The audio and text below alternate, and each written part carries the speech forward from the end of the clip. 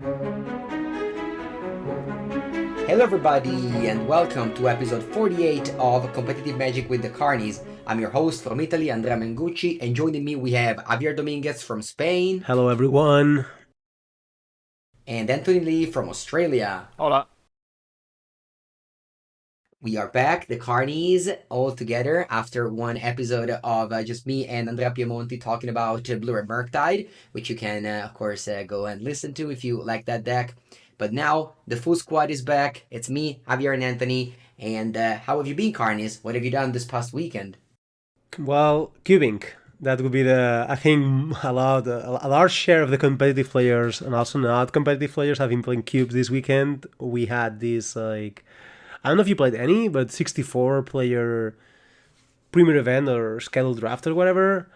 And I played a few, and we also had the Arena Open on Arena Cube. So it was a cube weekend. I felt like this was a little bit of an experiment of having Cube as a more competitive format or whatever, and it's just great. I mean, I had a lot of fun playing Cube all the weekend, different cubes even. So that's what I Yeah, I played. remember back in the some years ago, people kept on asking me what's my favorite format, and I always had Vintage Cube, and people were like, "Oh, that's strange, a competitive player like in this a random format that's basically very similar level to, like, I don't know, Commander or just playing Magic for fun." And now all of a sudden you can play an Arena Open, win $2,000 with it. You can play the Magic Online 64 players cube and win 50 treasure chests. So I would say that. Oh, and also, of course, we haven't mentioned it, but yeah, we had the mocks at the MOCS Legacy and Cube. Sebastian Pozzo qualified to Worlds with Cube, and Lucas Jaklowski,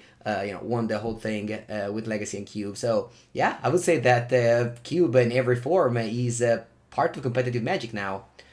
What about you, Anthony? Did you Well, play any Cube? no, I'm not a casual player, so I didn't play any cube. I've just been playing standard, um, with the new cards. So that was fun. But I actually enjoyed it a lot. There's a lot of interesting cards, which is kind of a tease for me to say. Now I realize that because then I'm not going to talk about any of them. But I don't know. I'm enjoying. I mean, I felt like I was enjoying myself more than Javier was, honestly. Like he was playing cube and he thought he was having fun, but I was having a much better time playing standard. He doesn't even know what he was missing out on. Although party's over, Javier, so I You are suppose so it's time. wrong. You are so wrong. Like I had this How do you like how do you how do teamer. you know that though? How do you I know? had this steamer Lance deck, which was like it seemed like impossible to win games with, but I had like some sick combos with like the Kitten and Successive Mining Top and a Snap and Eternal Witness, trying to figure out lines before timing out. I had a lot of fun. You have no idea Oh how much yes, I fun I mean had. that was a classic Javier experience where he was complaining about how he would never have enough time left on the clock to win game 3, and then he won in, I don't know, I think it was literally like 90 seconds because he just drew the stone nuts with his opening hand and his opponent could not play Magic. It was great. He just played Turn to kill. Yeah. like fast bond into ramming up excavator, strip mine, blah blah blah. Like your opponent get totally locked Fetch out of the them. game, which is of course the premium way of playing Magic. But uh, yeah, I think we each had fun in a very different way. I think so that's cool, right? That's a big I part of also have Magic. fun on the Arena Cube, which is, in my opinion, also very underrated.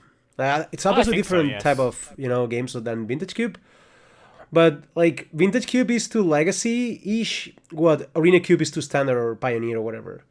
And I think Standard is also very good gameplay. Like obviously, like the amount of different cards that are in Vintage Cube is not the same as Arena, but because there's a lot of strange and extremely unique cards, like Dream Holes, for example, or there's a bunch of unique cards in Vintage Cube. And Arena cards are normal, but past that, games are very interesting, and they are definitely like. I mean, I said this in some podcasts, but I'm gonna say it again. Like, if you want to get better at both Magic Limited and Constructed, Cube is a good way to do so because you need to hone your draft skills, but also just constructed gameplay skills.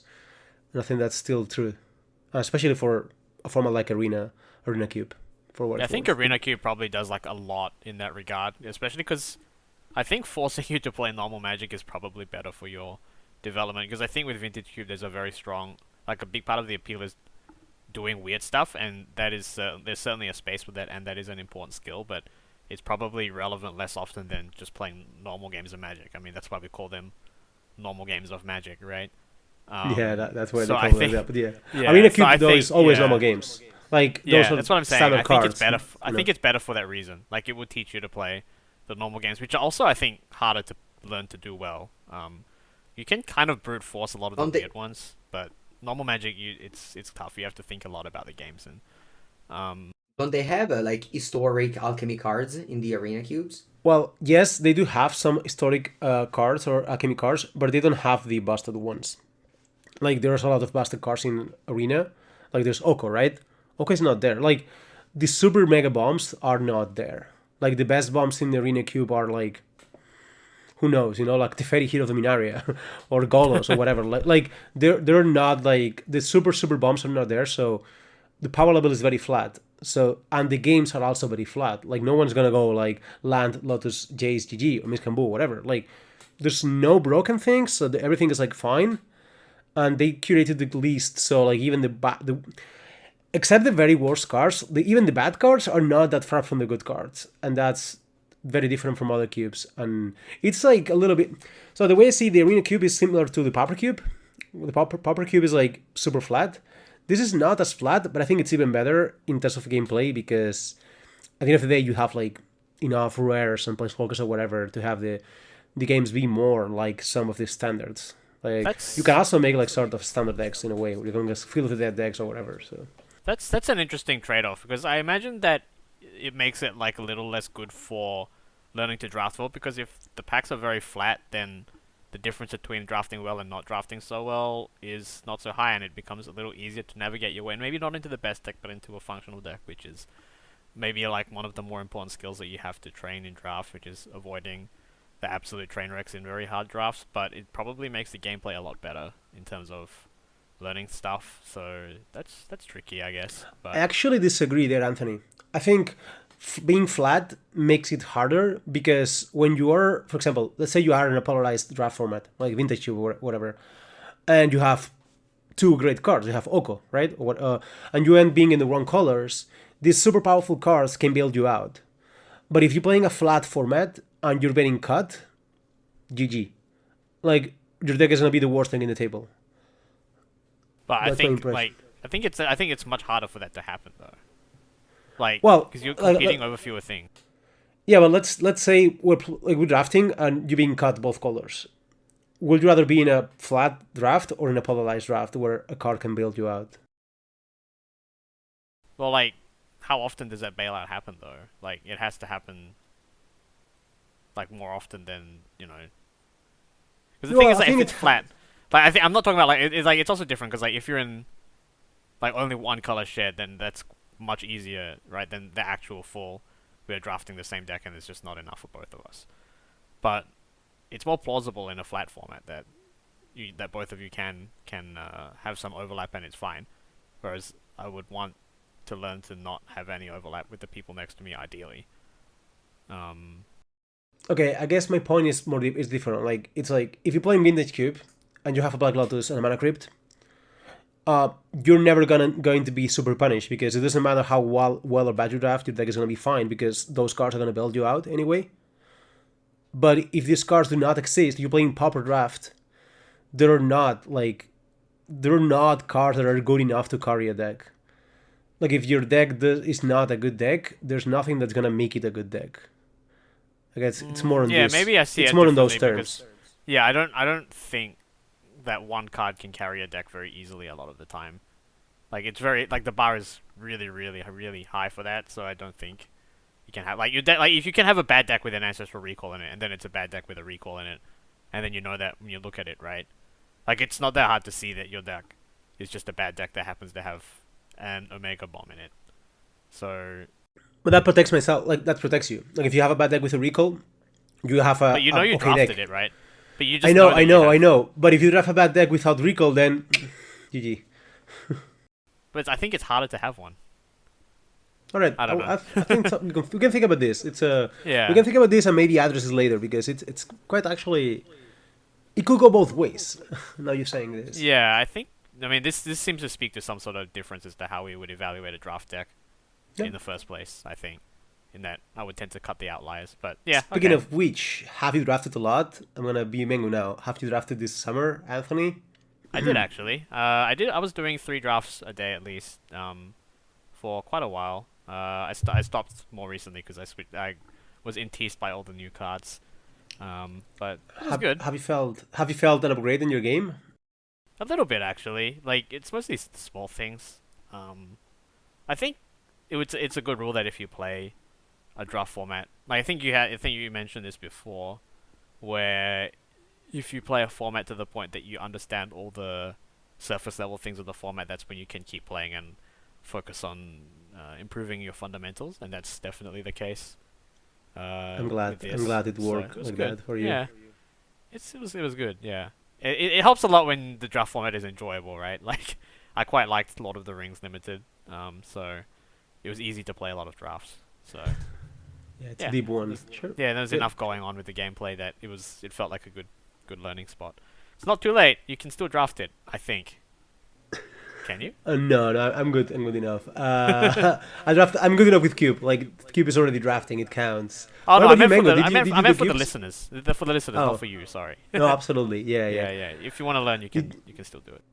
Did you cube Mango? Because you're the cube flag person. I don't know how you say this in English.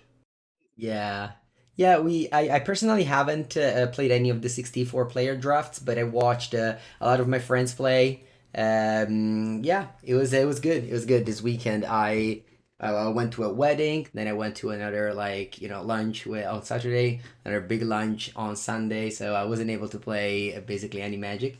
But again, it was very fun to watch my friends and also the people from my area that love to draft combo decks, and now they add Flash and Dream Halls. So I feel like those cards that aren't in my cube, actually they should because Flash is pretty good. There's a lot of cards that just go very well along with Flash, like Ashen Rider and Fruitful Primus are the two main ones.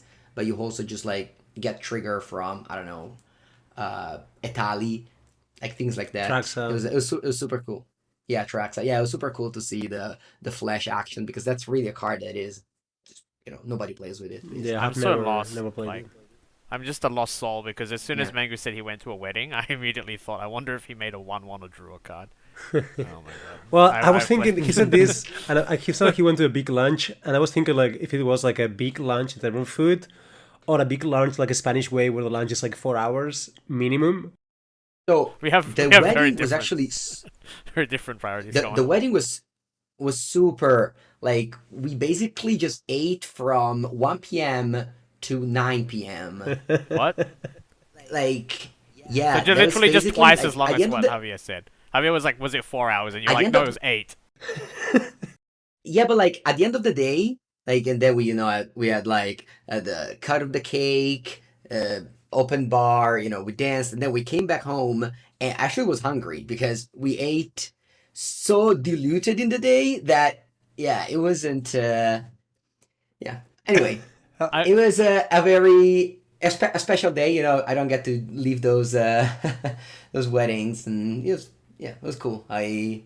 Fascinating. I love the It was way that cool. you It was just a take cool it for day. granted that I would possibly understand how you ate for 8 hours and were still hungry at the end of it. Like I just But it wasn't like we ate it the whole time. It was a lot of like there's big tables, so you talk to people, and then like they present you food every once in a while, and you eat it, Oh, I and see. the portions are small.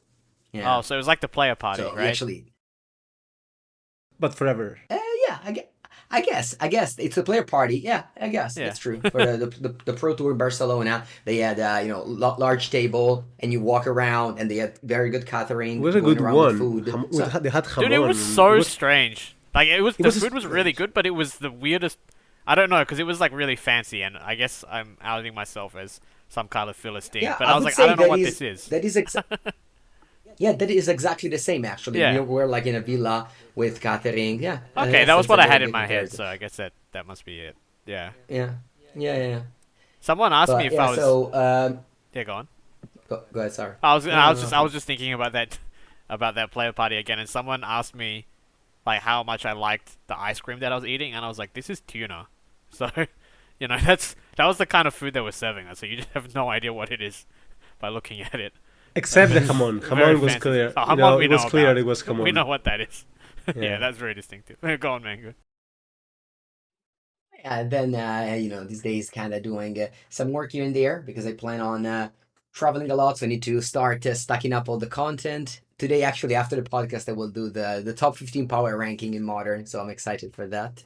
Yes, I It's the love end of your the power month. rankings. I always Although find them interesting. although there is a new set happening on Friday, Wilds of Eldraine. So today we're going to talk about the cards that will have a show, an impact versus slash a show in both Modern and Pioneer. We're not going to talk about Standard because Worlds is coming soon. And then after Worlds, Anthony and Javier will help us understanding their thought process in testing, as we always do on this podcast, which I hope you enjoy.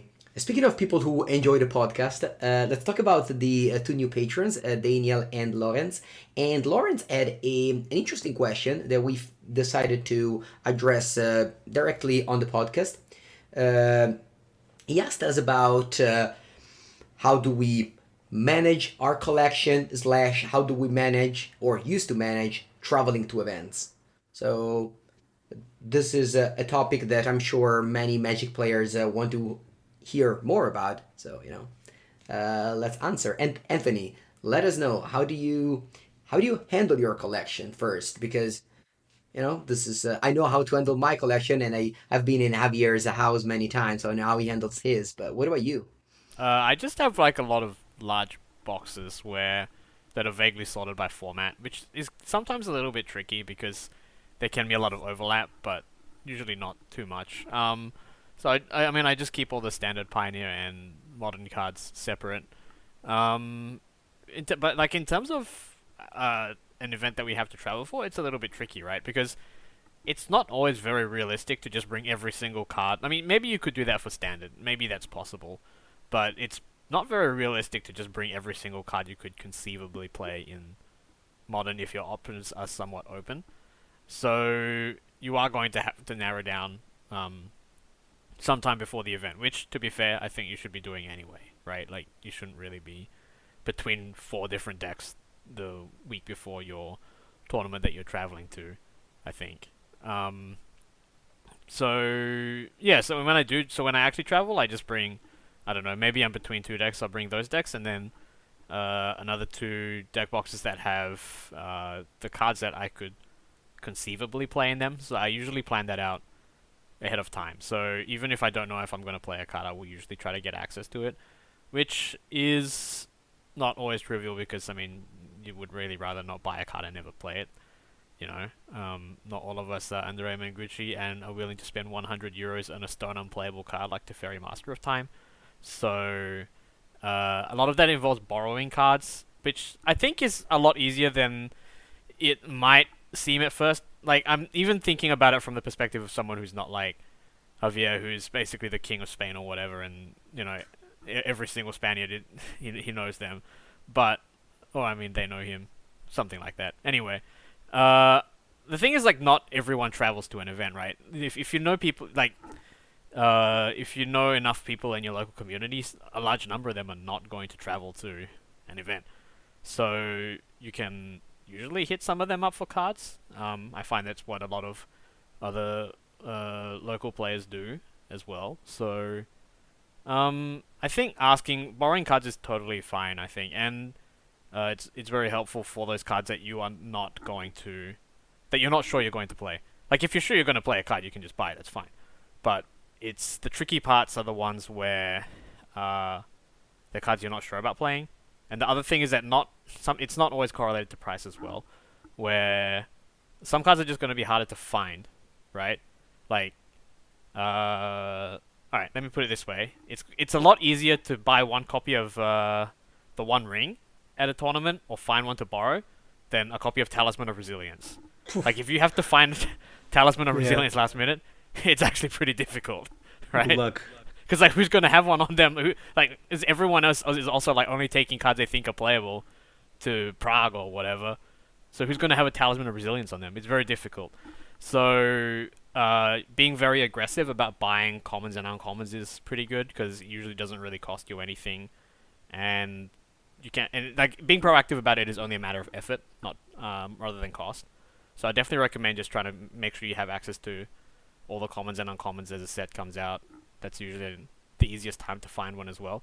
And sometimes you luck out because maybe there's like some card like Lorien revealed, which doesn't look like it's going to be that good, then turns out to actually be awesome, and then spikes in price. So I don't know, you save some money there or whatever. So that's nice too. Yeah, it's crazy. Yeah. That card is now like €3 each, Can and you- it's like a common from the I last would set. appreciate it if you didn't mention that because someone told us that the other day, and then I thought about how many copies we threw out in the testing house, and I don't want to think about it. It's very upsetting. So many. Oh my god. Yeah. Yeah, also Troll. The Troll is also... No, the troll we kept. Not All the three, trolls but- we kept because we were like, well, this is obviously a legacy playable, so we keep this one. His Lorien revealed card though. What's Well- up with that? But the Reveal was a modern playable for the PT. Well, yeah. Yeah, guess. but not the same. Not to the same. Yeah, it didn't. It didn't Well- feel like. Yeah. I don't know. The troll seemed Whoa, obvious. There's like two decks. Two clear decks played at the PT. Yeah, Like one the of those decks Rhinos was even good. So. And Murktide. Yeah. The quarter staple. Yeah, I think a lot of it is about planning ahead, and trying to make sure that you've thought about what might happen. I think a lot of it is to do with social connection as well.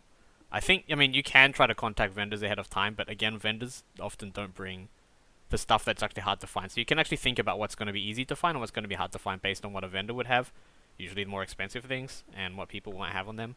So, yeah, I guess the main thing I would say is spend effort on finding the cheap stuff, because that's usually what it costs rather than money.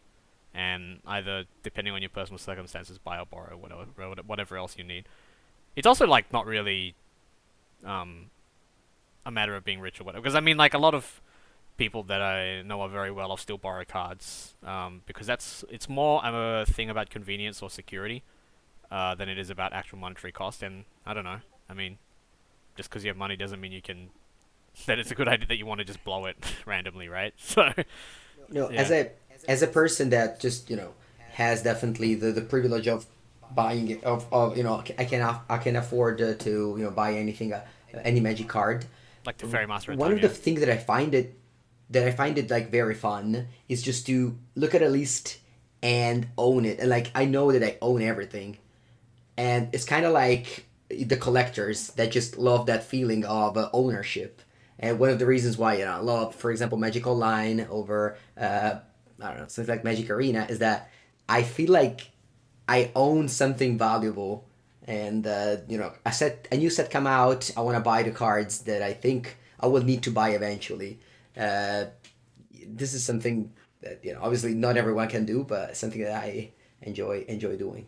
I mean, I think it's not. I think everyone can do it with commons and uncommons, and I mean, I think if you play Magic, you can probably do that with the commons and uncommons, and I think that's very valuable to do because those are the ones that are, like I said, usually the most irritating to find later.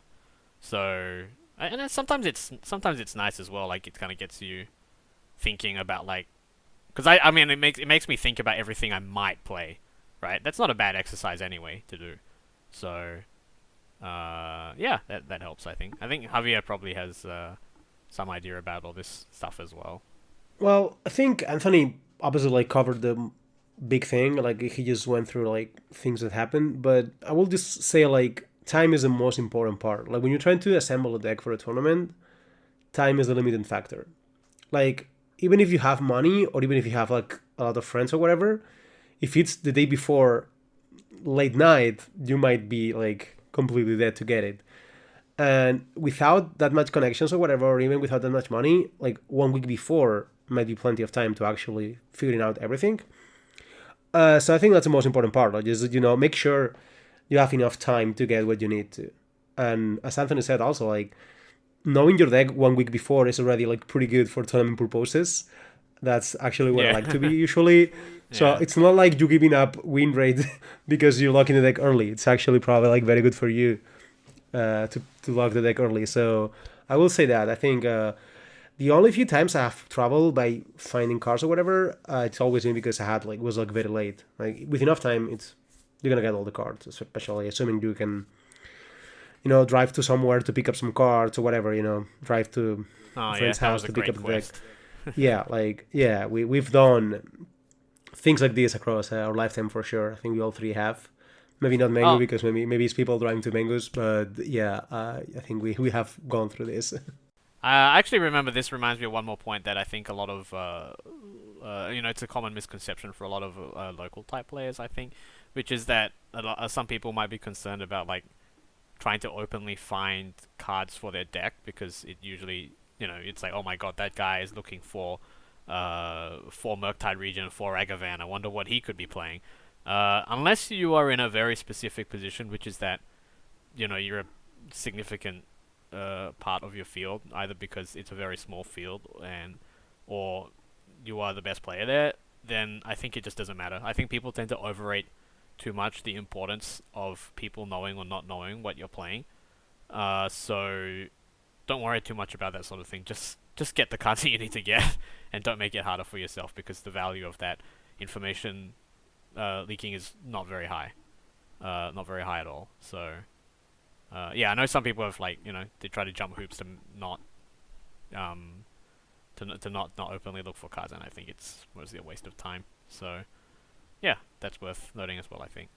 Yeah, absolutely, I agree. That was you know, let's see if I we hope that hope answered. it helps. I Like, hope that yeah, answered the question, or yeah, I hope they exactly. helped somebody. But if not, ask us again, and maybe if we didn't understand the question fully. But thanks for Yeah, asking. Yeah, exactly. Just join the Patreon at patreon.com/Karnies to ask questions like that. If it's an interesting question, we definitely can bring it up on the podcast. But What if let's it's move not an interesting on a question? topic.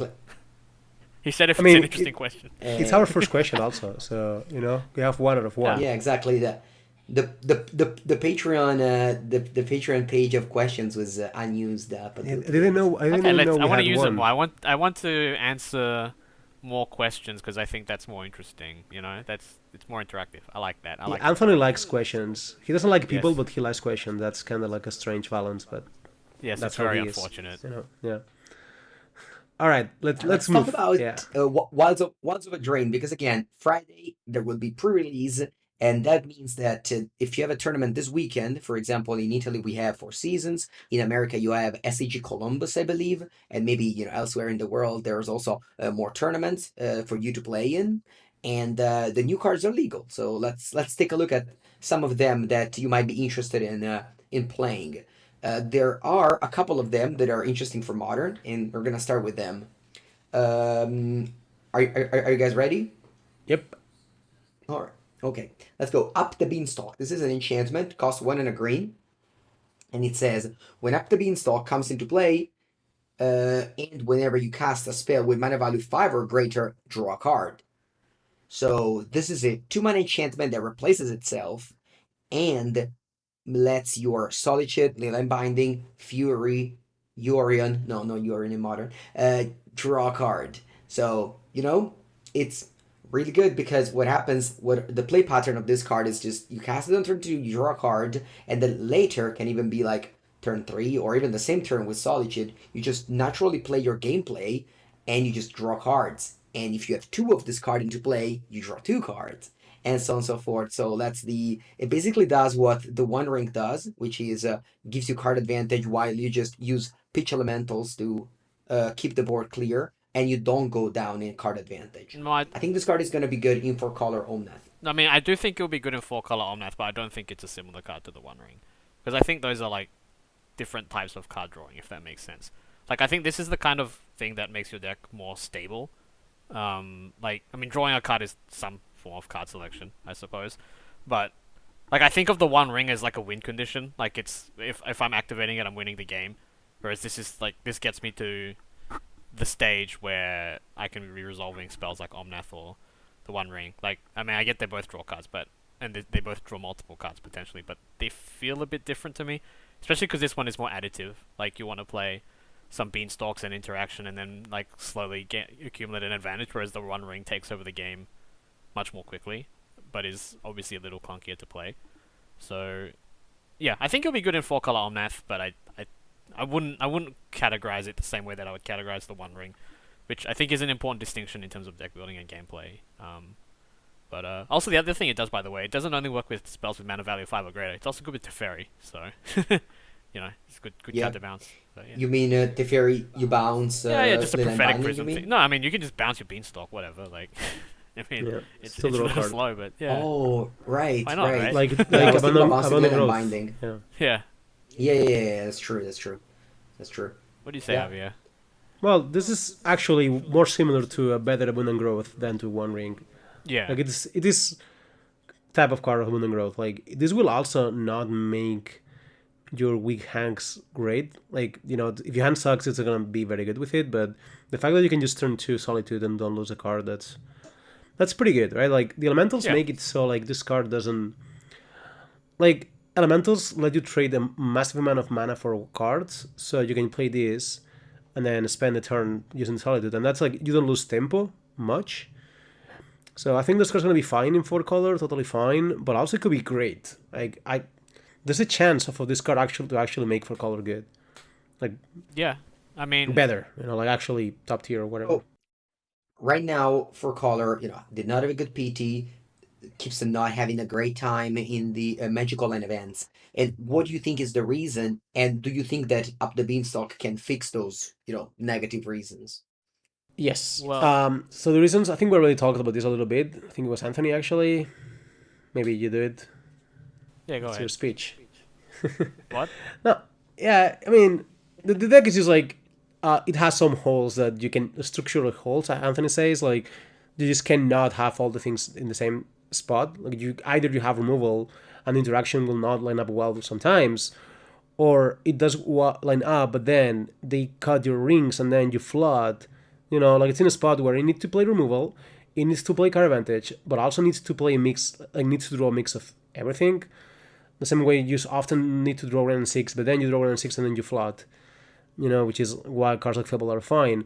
And presumably, the Beanstalk card could help a lot on that, in those scenarios where you interact and then you eventually flood, because you interact with like Solitude or whatever, or you 1-for-1 with Binding and then iteration and then you're actually behind on cards or whatever. This card can actually help there a lot.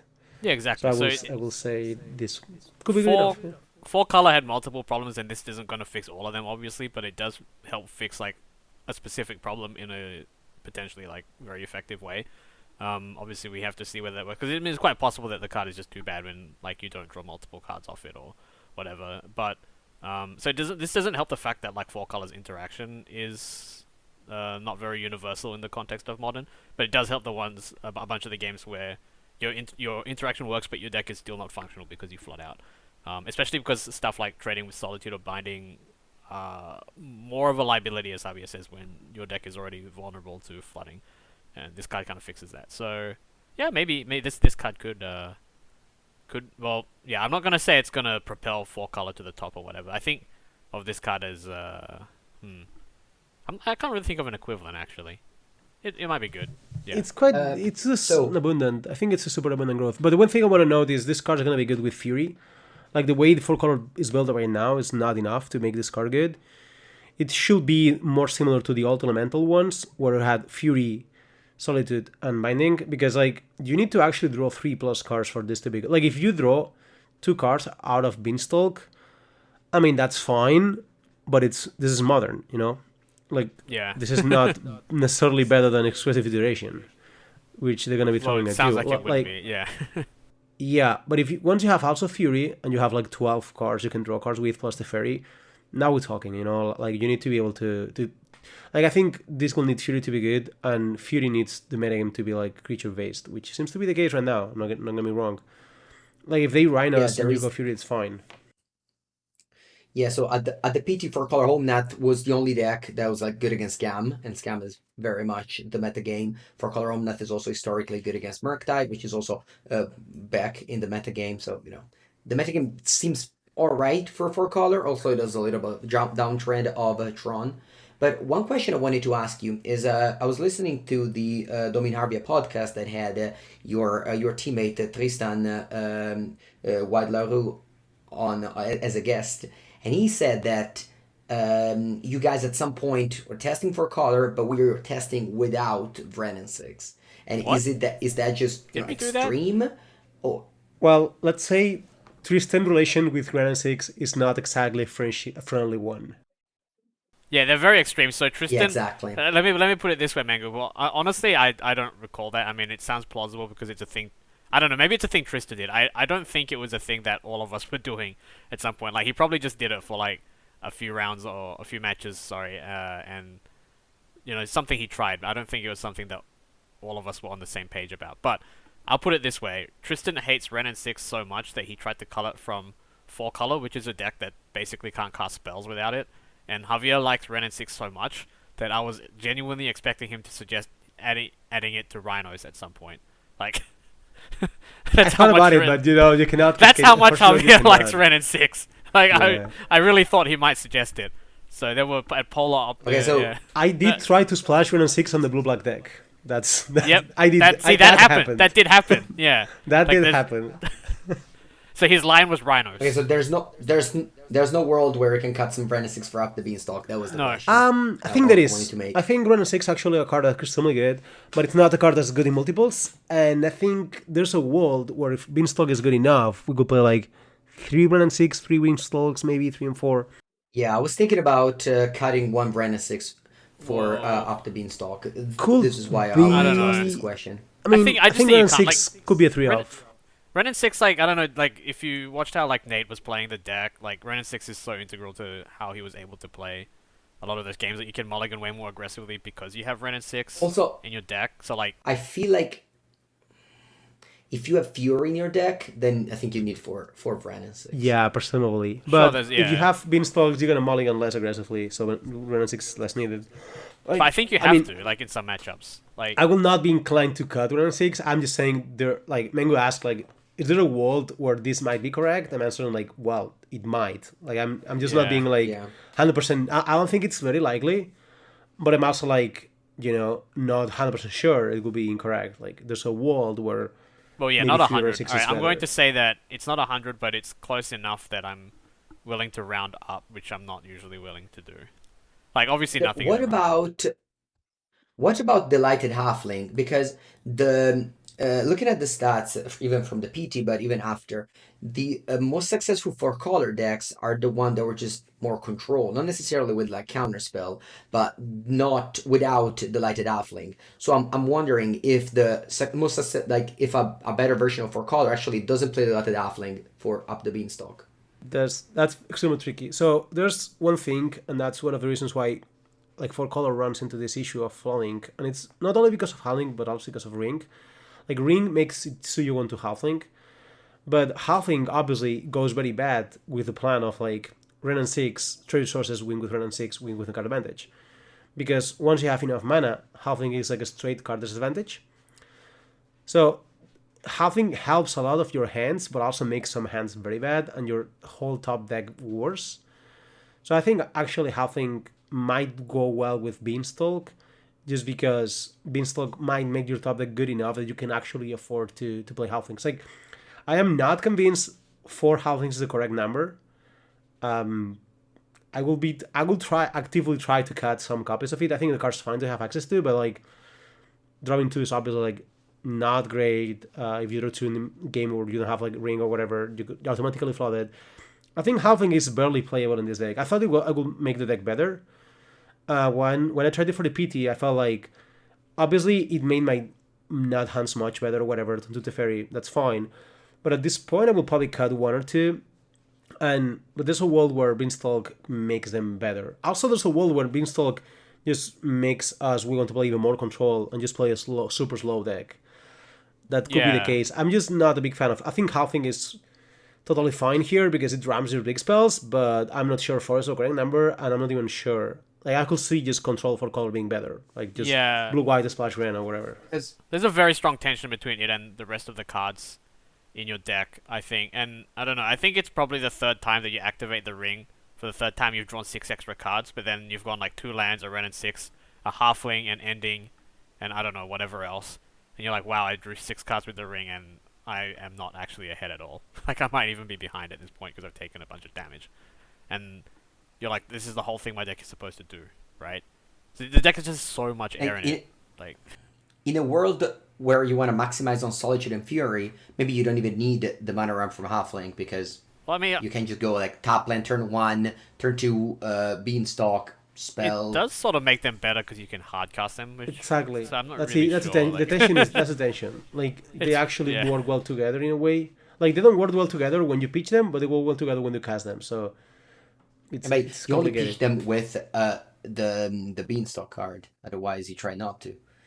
Yeah, but I'm just saying, like, if you have Beanstalk, you also have more air in your deck, so you actually need Mm. more spells that actually affect the battlefield because Beanstalk does not affect the battlefield. So I could easily see Beanstalk making so Halfling goes out of the deck at this point. Yes, I think that will not be very surprising to me. Yeah, there's definitely some competing pressures on multiple angles, which is what makes this so complex. Like, it's not even just one thing where with some push and pull on it. Like, it's multiple things, which makes it very, very hard to evaluate. But, I mean, if you are interested in thinking about that, that's where we would suggest, I suppose. Uh, trying to figure Yeah, out those this issues with this weekend I Halfling. have yeah this weekend I have a modern tournament, and I think, I mean, if you look at, we'll talk about more, but this seems like the strongest card, or rather not the strongest, but like the most interesting card from the new set in modern, and I kind of wanted to, come up with a deck list there, and it seems very hard, and you guys don't, yeah, make it even harder because you're also very That's our unsure. job, isn't it? I So mean, I don't know. I mean, I think you weren't here, but when you weren't here, me and Javier just talked for like 45 minutes about whether Shieldred was a 0 of, a 1 of, a 2 of, a 3 of, or a 4 of. And then after, like, all of that, we were like, actually, that was really interesting, but we're not sure. So I hope that was interesting, though. And, so we're really not here to clear anything up for you, Mengu. I want that to be clear. The only thing that should be clear is that we're not here to make anything clear for you.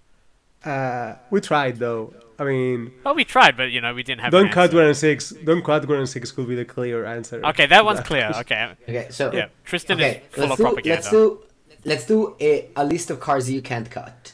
So you have No, I four hate this. No, Brandon no, no, no, six. no, no, no, no, no. I hate this exercise. I hate it when people talk about flex slots as well.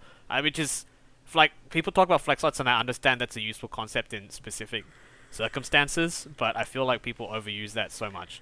Like, saying that these are the cards we can't cut is how we end up closing. Like, we could never have built the Tron deck that we built for the PT if we did that, right? Because, Yep. well, maybe we could have, because, like, we were very thorough about it, and we genuinely asked, do we actually have to play 4 of this card? But so many times people do this, and Yeah, then they this just is assume that something is locked, and then it's actually not. Like, I really dislike this exercise a lot. I think it's Like, is the ring even locked if you're playing 4 Beanstalks and you're yeah. playing a I Holy Flame don't was know. Shell? I was consider exactly. I was considering trimming the ring one Brandon six, and in this list that I took it at Fable, which could be a card, but obviously Fable helps you with the card advantage that Up the Beanstalk gives you. So Trimming the ring yeah, sounds like a very bad it's idea complicated. because the ring is a card that plays particularly well in multiples. Like, Yeah, trimming it's the kind ring of is the how you linchpin of actually this die to the deck. ring. So you cannot trim the ring. It's a 0-4 here. Yeah, I just didn't want to have too much like simply raw card advantage.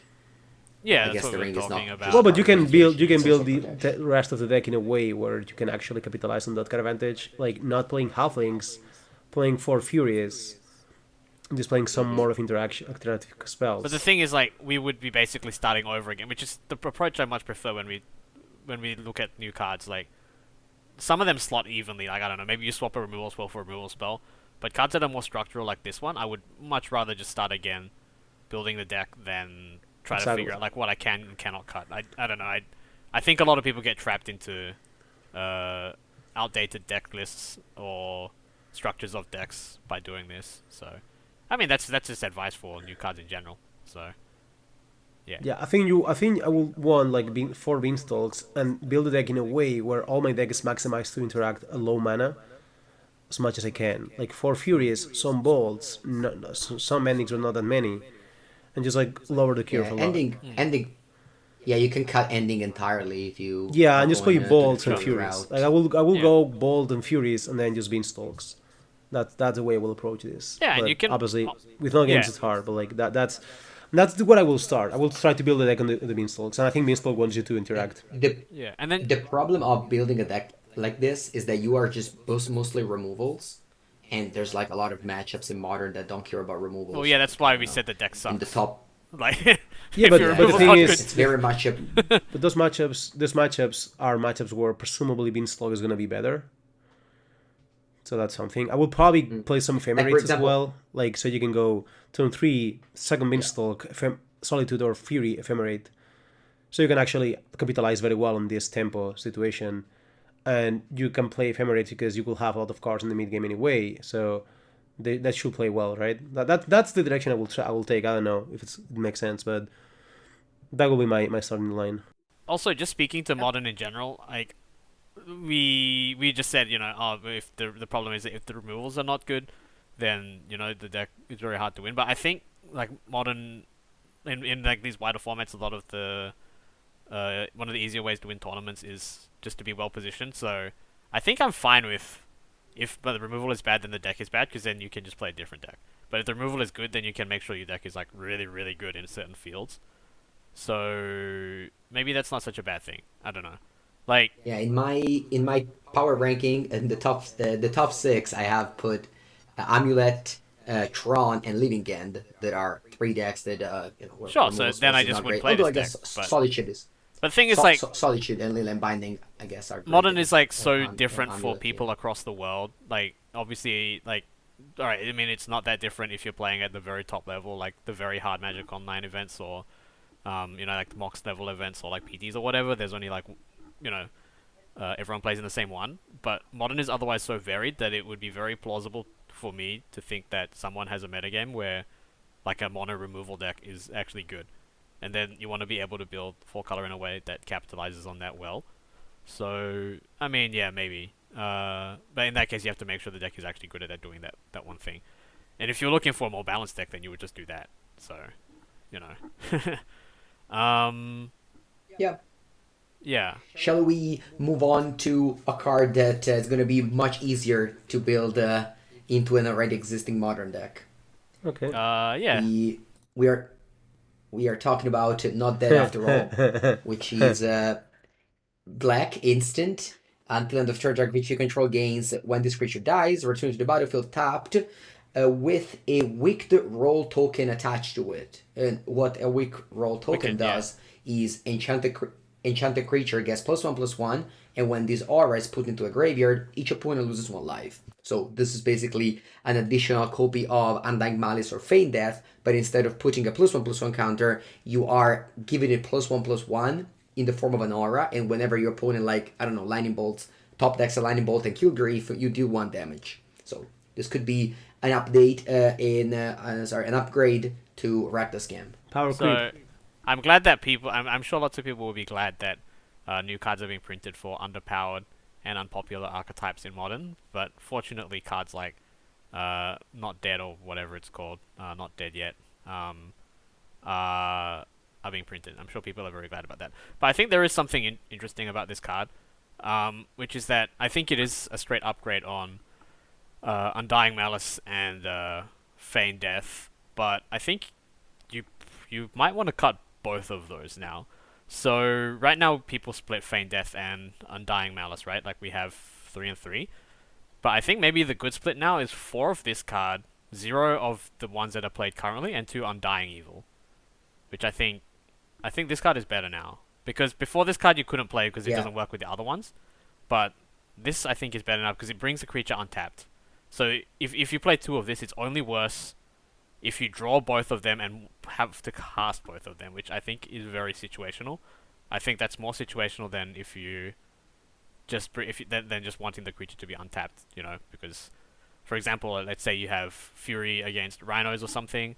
I think having an untapped Fury could be significant against like multiple Rhinos, that sort of thing, or like your opponent has Ragavan and your Grief is untapped. Like I think, yeah, yeah, yeah. That was yeah. Felix Luke great brought this point. up, and I was Great like, point about it. yeah, Felix brought this up, and I was like, oh, that makes. At first, I thought it was just wrong, but then if you actually think about it, I think it makes a lot of sense. Which is also kind of tragic because I know a lot of people out there had put in so much effort trying to find these goddamn Feign Deaths and Undying Malices. These were just you spent so many hours looking through junk boxes, and now gotta cut No, all of yeah. them. Power crept. Yeah, GG. Yeah, I remember playing. I remember playing with Undying Evil at the beginning yeah, because it when didn't this have deck all of had these like yet. a mix of those, and it Yeah, was bad, and it was just terrible. Like it happened so often that your 4/4 Great Fury was killed, and you couldn't bring it back with Undying Evil. But Undying Evil, of course, your opponent goes Mountain Ragavan. You can play a Fury, Grave Yeah. 4/3. I think it's very big. Quite a bit So better. yeah, I agree with you, Anthony. I think it's a great point that you raised. It's obviously marginal upside, but it is decent. Yeah, Is I this, is this the guess best card there are. for modern in the set? Probably, right? Oh yeah, I but guess there is something you can do, like you can interact with the aura. Like for example, you can maybe like prismatic ending the aura, but obviously, yeah, yeah, I that's think that's like lower a than super marginal yeah. thing. You can Yeah, you yeah, can super bounce the marginal thing. fairy, right? You bounce the aura instead of a creature. Sure. Yeah. Yeah, Yeah, stuff if you like don't want to that. give it the ATB effect. I don't. I tried to think of Yeah. other things where the difference would matter, and I couldn't really think of. Well, the fairy thing is maybe Right. something because sometimes you could not the fairy them back because they will come back again. Yeah. Yeah. But still, Yeah, like, this is but And you're like definitely just better. Teferi to give a removing creature a plus one neck one plus. remove a counter is a bit. It's Yeah. yeah, I'm just I saying, think that like overall, specifically against four the one color, damage. this one is probably Yeah. worse because of that.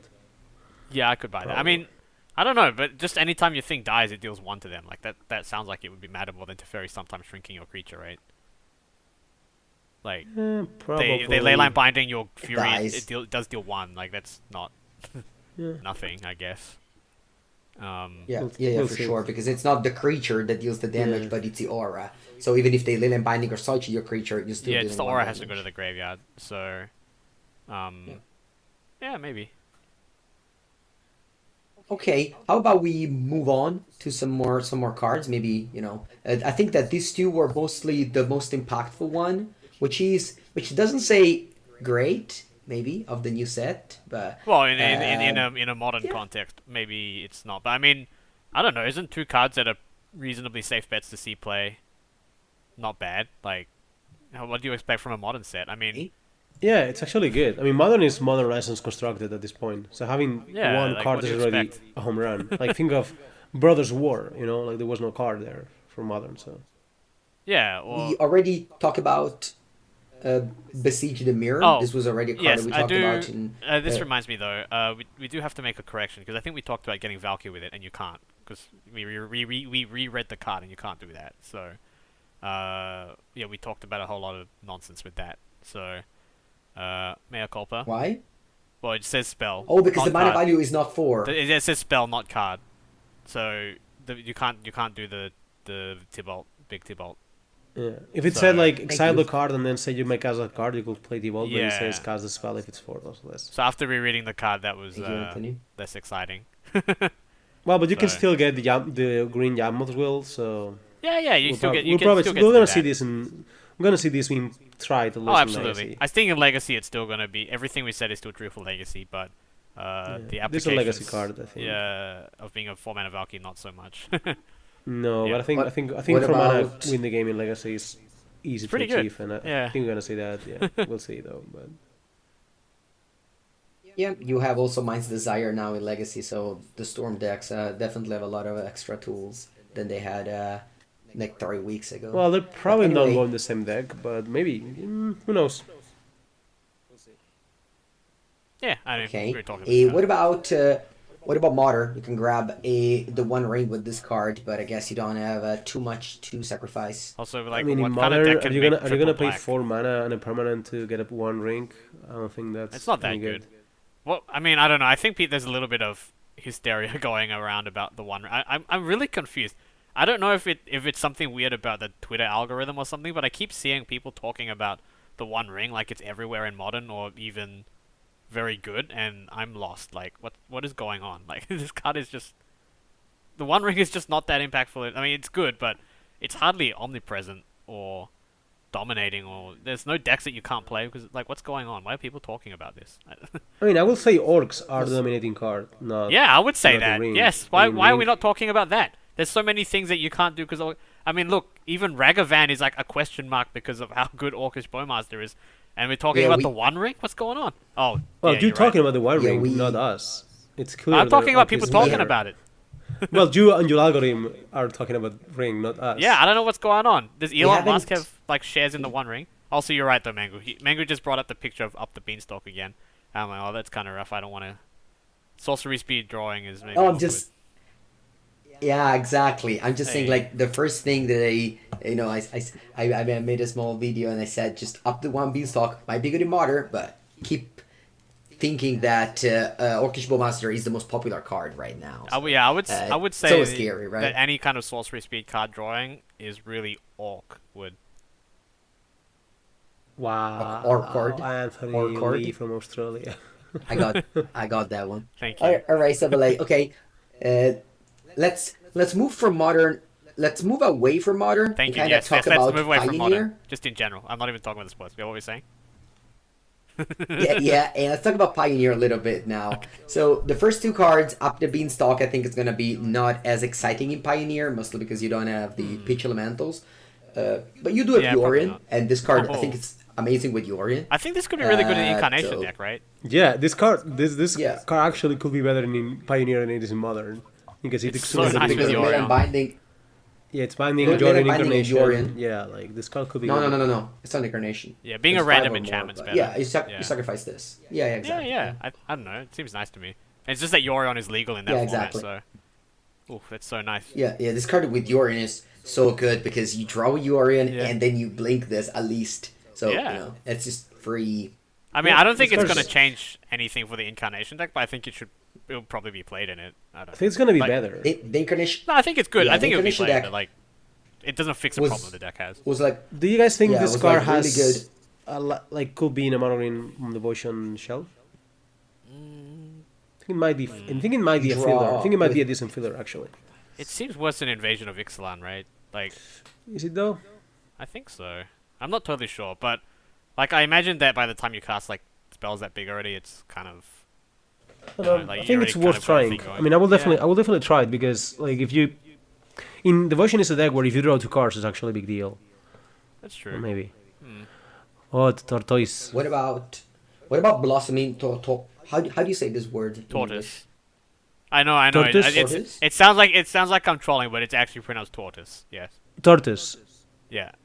Tortoise. Tortoise. I know it doesn't Like look at all tortas. like that. I actually I don't know the etymology. I don't know why it's spelled like that, but it's pronounced I would say it's French. I would say it's French. Tortoise. But then they pronounce it like Tortoise. tortoise or something. Tortoise. Tortoise. I don't know. Yeah, I it don't sounds know. like tortoise. Yeah. Yeah. Isn't that a cake? Tortoise. I don't know. But How's it in Spanish? Is Tortuga. it Tortuga? Tortuga. Nice. Tortuga. Oh, like the island from, You know- from Pirates of the Caribbean. Yeah. Do you know how's in Yes, Italian? like Isla Tortuga. No, Tartaruga. Tartaruga. Ah, I knew actually. He told me. Yeah. It sounds Tartaruga. scary. It's a good word. Like it sounds like a thing you'd be It's a scared good of. word. I don't know. Like Oh, they're Tartaruga large sounds and like. you know. I mean, yeah, but they're so harmless. Like Right. The blossoming tortoise. Tortoise. Tortoise. tortoise. Yeah. Tortoise Tortoise. has a plants on the back, and it's a 4-mana 4/4. Sorry, 3/3 actually. It's a 4-mana 3/3 that says when it comes into play or attacks, you mill 3 cards, and then you return a land from your graveyard to the battlefield tapped. So similarly to Cavalier of Thorns. And then you have activate ability of lands you control cost 1 less. So this is a discount to Nykthos. Yep. And Lair of the Hydra.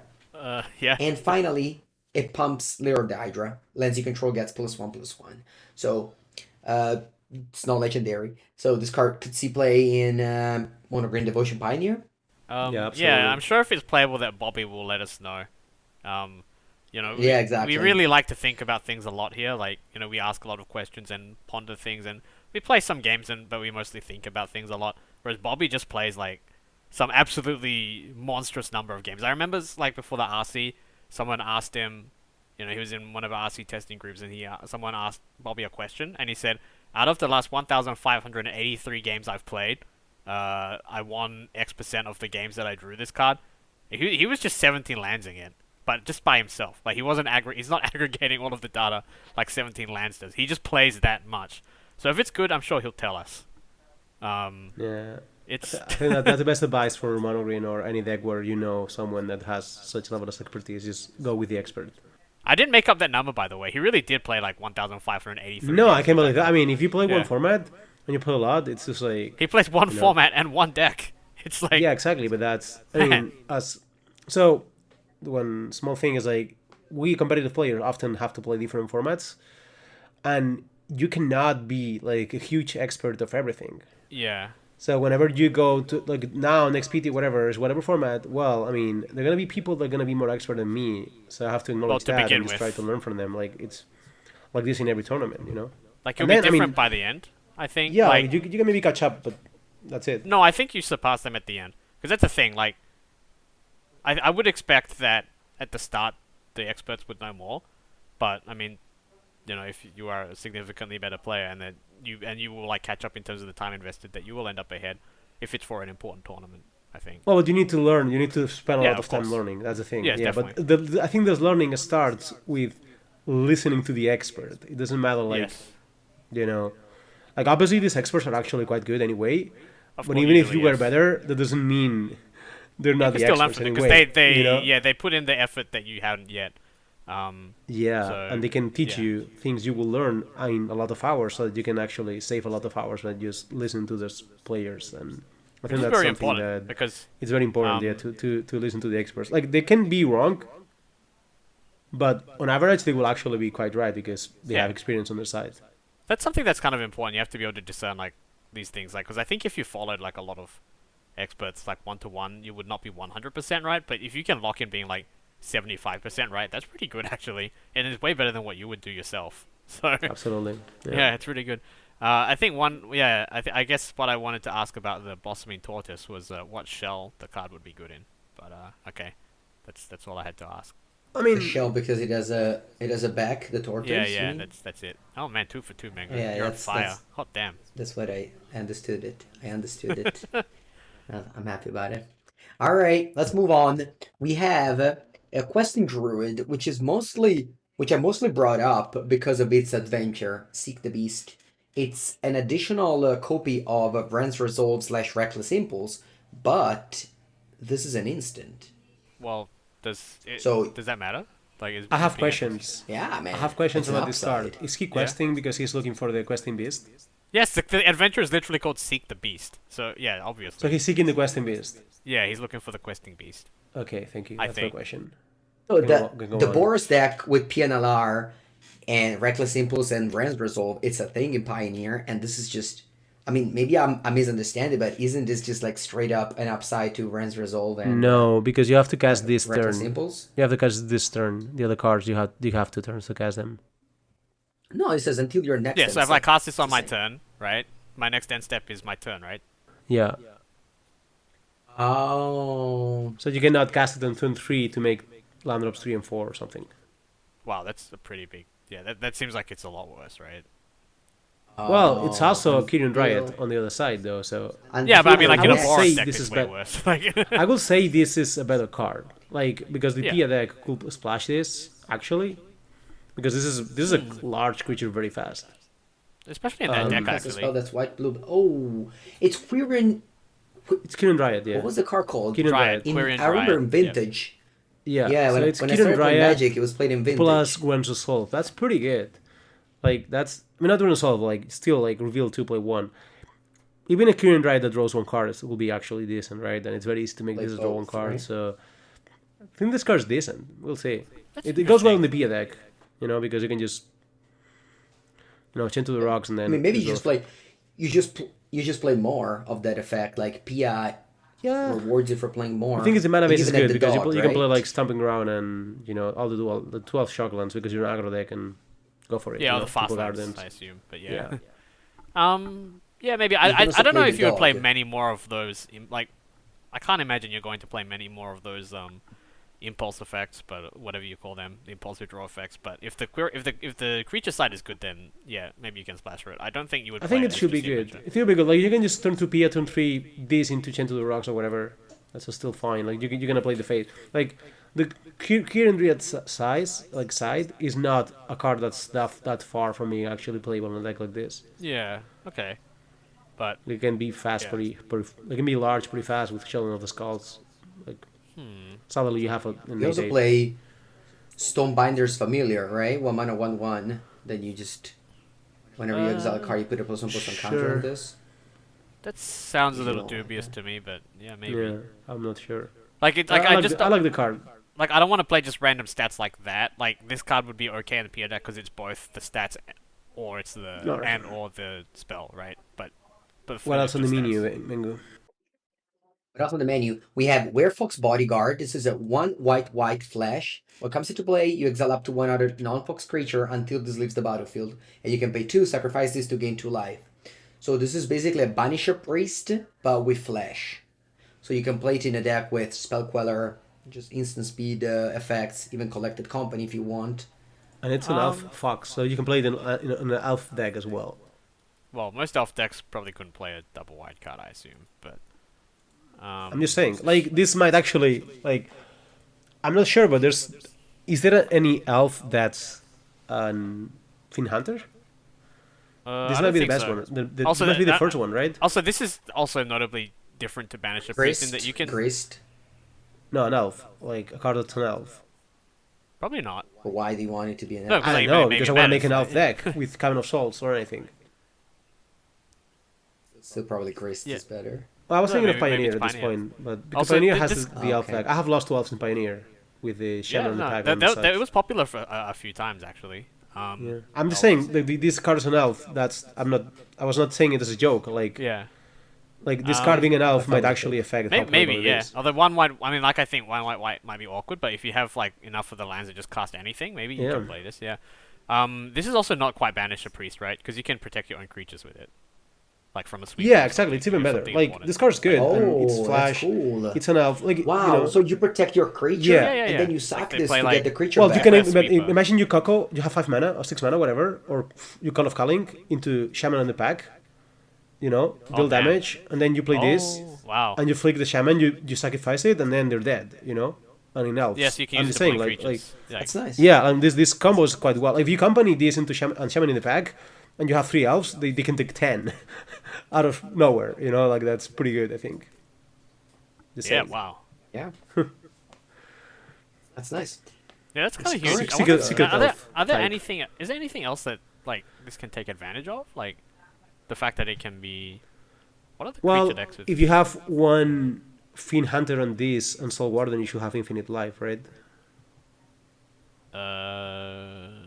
Yeah, because this one is just non-fox, so you can make the. Yeah. So, I mean, not Soul Warden, but sorry? Innkeeper, which is a playable card. Like, this could be played in a kind of Helliot type of deck as well.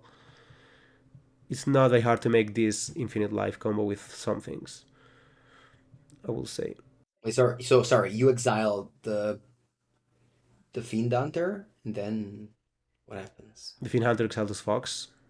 Not the Hunter, the other one. The ones that are like the Fox. You need like a sacrifice outlet, you think? Yeah, maybe you need something else. I don't know. Let's see. But this card can show. I mean, on the fly it's hard, but this card surely enables combos. Like, Yeah. it's not that hard to make this card a 3-card combo. Like, it exists easily. I don't know what it is, but it exists. And Yeah. on top, All right. like, I think this is very appealing because this is a potential combo card that also serves fine as a fair card, and that's where I think that's a this big card deal. can excel. Yeah. Yeah. Yeah.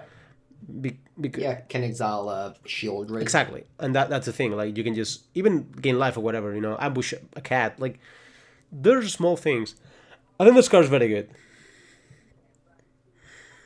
Just saying. Yeah, I think so. I think the raid is Let's just a good go card. Let's move on with Earth Elemental, which I'm pretty sure it was already a card that existed in like Alpha Beta. I guess. What? Oh, it was without the H. It was just. Yes, Earth. Earth Elemental. So Yes. is this heart Hearth. like inside your body? No, this is thing? like you know, like if you have like a fireplace, right? Like a hearth is you know, like where you put the fire.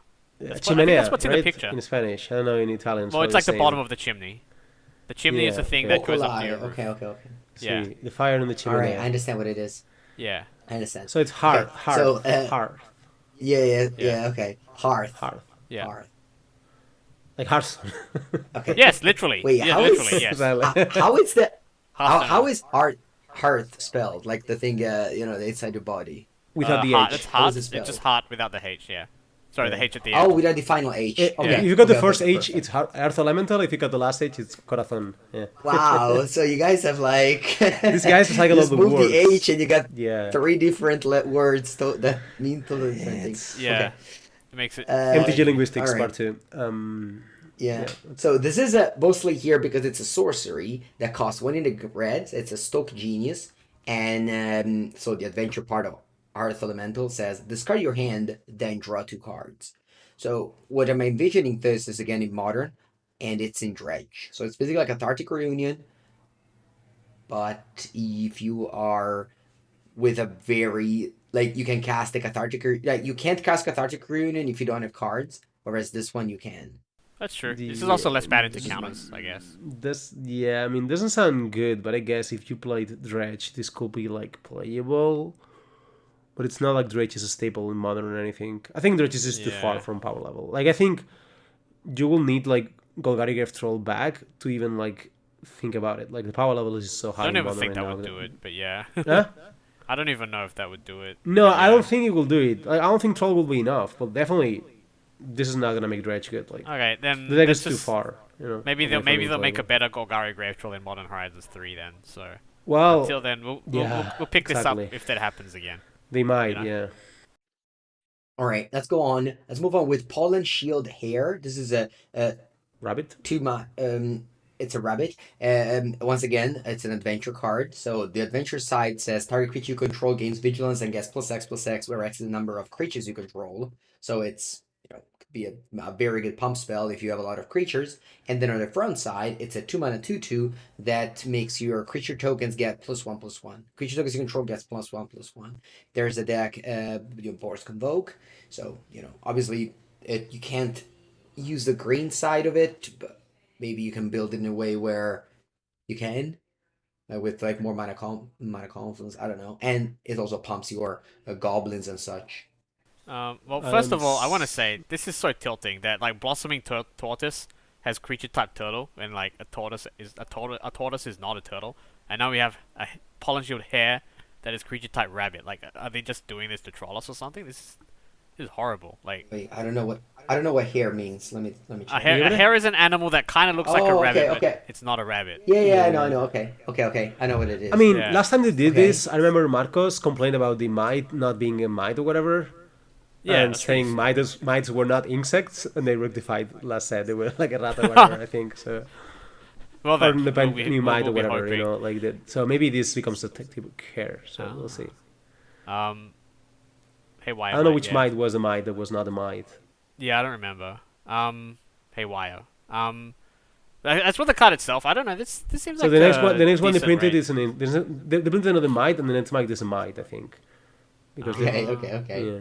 So this one, I don't know. I think maybe it's good in the Convoke because it does give you something to do with your tokens other than just tap them. Because sometimes it's hard to make them relevant. How do you get Maybe. green mana only with mana confluence, or do you have like You can just trace That put is might true. Shocklands. You can somehow? just put as many Shocklands as you want. Your aggro. Yeah, I Why don't not? think you. Yeah, I'm not sure you would want to, but like, I don't think you care that much about the adventure side. But I mean, if it's kind of free, so Well, you it's would. good. But like, I wouldn't go too No, but far. I think yeah, the adventure It can side be was plus good. six Like plus six your for one mana, Ornithopter. Anthony. It can be big. You, Maybe you, you pump Ornithopter. Yeah. You pump Ornithopter and you attack. You that's play kind two of and nice. they take Actually. 12. They die.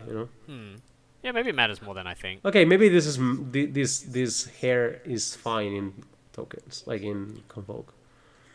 I could see it. I will not be opposed to try Yeah. it. Yeah. Yeah, no, I would definitely try it. I don't know. It's there's Yeah, I not much mean, to say. if I It's just a put good it in, rate. if I put it in the list, it must have some playability because I made this list. I thought a lot about this list to Yes, show you to have guys. never suggested a Came card that was prepared. horrible. No, definitely didn't. Never. I always bring up cards to you that are extremely good. Like this one, like No, Polish shield hair. yes, I agree. Yeah. exactly. Future All Pioneer staple. right. Are we ready to move on Yes. to the next one? Okay. It's Sleep Curse Fairy, 1 mana 3/3 flying war 2. That's it. That's the card. How do you guys like the card? Well, I have a theory about this kind of card, and it's No, actually, it was a joke that the card was not over. It Oh. said comes into play tapped with 3 stun counters on it, and then you pay 2 to untap it. So it's not just 1 mana 3/3 flying ward 2. That was the joke. well, this card is hard to like. You read the card, and it's like, wow, it's not easy to tell if it's good or not. But if you play with this card, it will become very obvious if it's good or not. And my analysis is, it must be bad because they know how to play the game, the people making the cards, and they play with the card, and they printed it this way. I felt like if it was actually very good, they would put more stun counters, so it's not good. Like, I don't think they want this type of cards to be good, so I will expect this one to be not good for that reason. Yeah, so I think what Javier is talking about, this is kind of interesting as well, where sometimes we do think a little bit about what play design would be trying to do when they are trying to make cards. So, like what Javier is alluding to is the fact that I think in general, we don't know obviously, but play design would probably prefer it that people were not able to play decks where you play one threat and then counter all of your opponent's cards and then they die, right? That's just not very interesting for most people. So that's what this card would enable if it was like particularly pushed on rate, which implies that it's not, given that it should not be something that's hidden. But sometimes that's interesting to think about in spoilers as well, like thinking about what sorts of areas the designers are likely to have overlooked in terms when you're trying to like break a format, right? Like if you're trying to figure out which card might be way better than it should be, you just look at areas where, that someone could have messed up, which is hard because they're pretty good at it. But yeah, I think that's interesting. That's an interesting point though. Like just thinking about these preferences in general. Like you think like the rabbit could be better than what it looks. Like the rabbit we saw before, this card could actually be better than what it looks. But this is like very straightforward. I feel. I think the card could be perceived as dangerous in a way.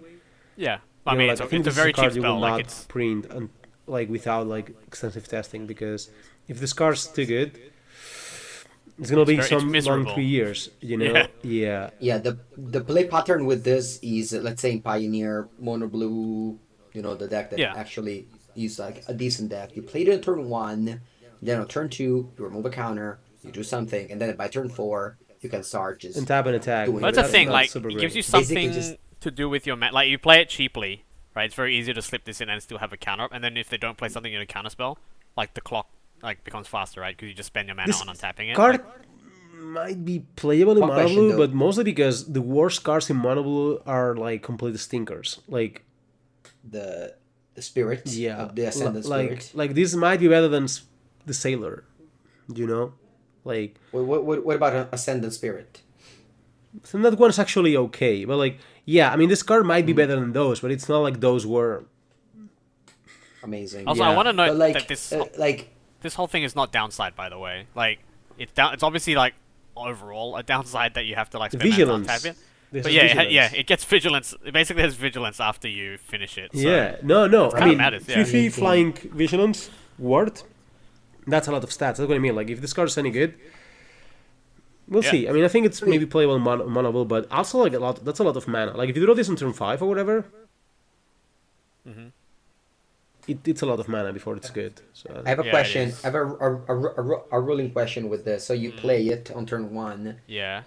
On turn 2, you remove a counter. Yep. And then you untap it and attack. No, you can't. It just takes another stun counter off. It's whenever it would become untapped anyway, not just Oh, you thought you could 2 mana and tap it? Then it would be actually good. No, but like, I don't know if you had to like remove. No, you pay 2 mana and remove a a counter. That's the thing. Yep, and then once they're like all you gone, can you can never untap this until they have no counters. So the play pattern with this is just to play it on turn 1 and just forget it exists and then just think about it later. Well, it has suspend. Basically when they play shieldred. Just think of it as having suspend. Turn 4. And then you can speed up the suspend a little bit. It's a suspend, exactly. It's suspend where you can play 2, and also doesn't have haste. So I would say that it's good on turn 1, or like decent at least on turn 1. It's good like later in the game, but maybe it's like pretty bad in the, if you draw it on turn 4. I know, but good. You need to pay you need to pay 5 for this to be a 3/3 flying ward in constructed, like in Pioneer. Late game. Turn 1, you can just. I think the snow mana guy, the snow mana creature is better than this. Ascendant Spirit. Yeah, okay. But this could be better than Sailor, I will say. Yeah, I could see it. For mono blue decks. Okay. Like Sailor is not else? There is greater, I think. There is an additional 1 mana blue card that could be interesting. 1 mana blue creature. I don't know if you guys are ready to move on from. No, it's fine. Yeah, we can. Yeah. Totally fine. Elusive Otter. Once again, it's an adventure, so you can pay X and a green. It's a sorcery that distributes X +1/+1 counter. That's pretty good. And then for one blue, you have a 1/1 prowess that says creatures with power less than elusive otter can't block it. So, This is to yeah. me like the card could simply not have the green part of adventure. Like Yeah. 1/1 prowess some evasion, that's actually playable. Like I mean, think of Soulscar Mage. It was a 1/2 for 1 mana prowess and not evasion even. And the ability was probably worse than evasion. It was a staple in standard or whatever. Like it's playable in Pioneer also. Like this card's fine, I think. Yeah, you know the funny thing? I think like the most common value for X might be 0 on this card. You just play it to play like a spell trigger like your prowess Yeah, things. exact. Because like if you I think yeah, so. Yeah. because if you target something, then they can fizzle it and then you lose your auto, right? Whereas like maybe playing it for 0 is good. Oh, Yeah, So like I don't right. think So this if is your gonna be any opponent, good, but because this doesn't have a yeah, deck. But if like we played Mono Blue without the snow mana, this is the kind of card where you could just play 4 pathways or 4 pools and just splash the you could splash the bounty side on like 4 lands or whatever because you don't need that for the card to be playable. Like you're gonna play like blue red wizards prowess or whatever, with 16 1 drops, sure, but then you play like Shogglans and that's it for the green side. You don't play more yeah. than that. It's not really a blue-green card. I mean, this card, yeah, it looks like it could be playable, but there's just no obvious home for it. So it's like something that you might want to keep note Yeah, it of. looks like a Yeah, blue red but card to me actually. Like I just think yeah, this card going with Swiss Spear, Skull Mage, like this could be a modern playable card in yeah, I that could see it. specific deck. Like you're gonna play like 1 drop into 1 drop plus Lava Dart double spell and then Mana Morphose Lava Yeah. Dart Mist Bubble boom. Hmm. Like I just see this is potential better than Soul Mage. So Yeah, I that's what could I'm buy seeing that. here. Yeah, for sure. Yeah. I think the Also evasion could be really Metamorphose big into too. yeah, Metamorphose Gross Bounty Modern. Oh my god. I'm just saying. I feel like X1 is not great right now. Well, it's Yeah, not. I'd That's rather play true. two toughness. Yeah, that's true because that's Yeah, I'd fair. rather because play two the One toughness Ring in is modern. there hovering. Yeah. Yeah, the One Ring prevents us No, from playing it's creatures The with One one Ring toughness prevents us and from drawing playing cards. 1/1s exactly. Yeah, that's really rough. It's We the should ban it. Orcish Bowmaster. So. No, yeah. Anyway, I think we had a nice talk about. I highlighted 10 cards of the new set, but again, if you guys have anything else worth mentioning about the new set, Yeah, maybe we missed something. Well, by missed something, maybe Mangu I missed mean, we something. surely Mangu missed made the something, list. but that's part of the magic, You right? missed Like, something. It's yeah. fine though, because if Mangu made the list. So if we miss something, then it's Mangu's fault. Or you So, can blame him. Yeah, that's also yeah, true. we are. So yeah, I made this list. yeah, I'm personally responsible for each one of these cards being printed. yes, that's how I see it. So Specifically that's if they're not official. good. Yeah, Oh well, by the way, I and want to say also, something like about the translations because I want to ask Mingo. Like, apparently, the translation team, they actually like usually translations in Spanish are very like serious-ish in a way.